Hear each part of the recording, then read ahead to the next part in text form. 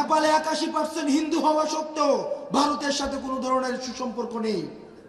সুতরাং বাংলাদেশের প্রতি ভারত বছরের পর বছর, যুগের পর যুগ যে ধরনের নির্যাতন এবং শোষণ চালিয়ে আসছে, এই শোষণের বিরুদ্ধে আওয়ামী লীগ সবসময় কম্প্রোমাইজের মধ্য দিয়ে ক্ষমতায় থেকেছে।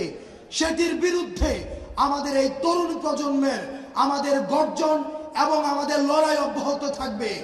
আর কখনোই কোনোদিনও আমাদের জীবন থাকতে সাদিজের রক্ত যতদিন আমাদের মনে আছে, ওয়াসিমের রক্ত আমাদের যতদিন মনে আছে, মুগ্ধ এবং সাইদের রক্ত আমাদের যতদিন মনে আছে, ততদিন পর্যন্ত ভারত এই বাংলাদেশে আর কোনোভাবেই আধিপত্য বিস্তার করতে পারবে না।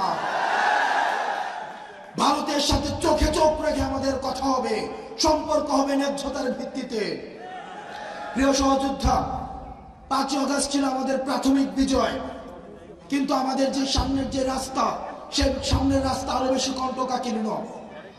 আমাদের এই কণ্টকাকীর্ণ রাস্তাকে অতিক্রম করার জন্য আমাদেরকে ঐক্যবদ্ধ থাকতে হবে।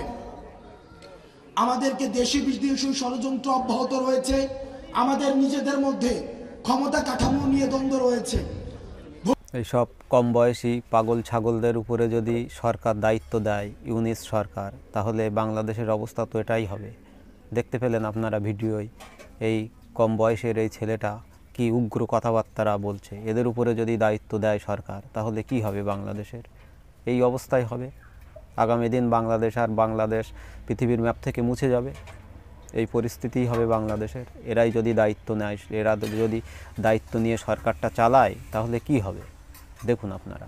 আর কখনোই আওয়ামী লীগের মতো দমন পীড়ন, গুম খুন হত্যার রাজনীতির মধ্য দিয়ে আর কখনোই কনভার্ট না হয়।